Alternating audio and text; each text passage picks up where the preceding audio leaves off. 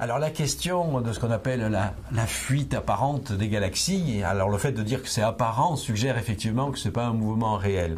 Ça a été un grand sujet de débat lorsque l'astronome américain Edwin Hubble et ses collaborateurs ont commencé à mesurer un phénomène qui s'appelle donc le décalage spectral vers le rouge, c'est-à-dire on prend le spectre d'une galaxie lointaine, on s'aperçoit qu'il est décalé vers la rouge, c'est-à-dire vers les basses fréquences, et c'est ce qu'on appelle en fait l'effet Doppler. Tout le monde connaît cet effet pour les ondes sonores, une source sonore qui s'éloigne nous paraît plus grave.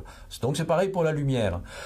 Si vous prenez le spectre lumineux d'une galaxie, que le spectre entier est décalé vers les graves, c'est-à-dire vers le rouge, vous pouvez dire, si vous l'interprétez comme un effet Doppler, que la source s'éloigne de vous.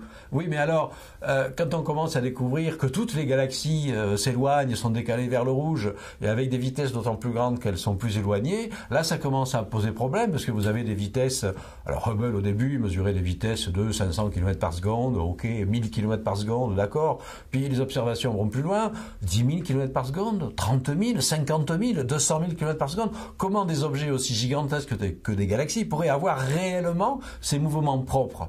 Alors en fait, la réponse était contenue en germe dans la théorie de la relativité. C'est Georges Lemaître qui a découvert la clé de l'énigme. Il a dit, mais non, ce ne sont pas les galaxies qui bougent réellement, c'est l'espace qui est en expansion. C'est l'espace qui contient, c'est le contenant qui se dilate et qui donne l'illusion que les galaxies s'éloignent de nous.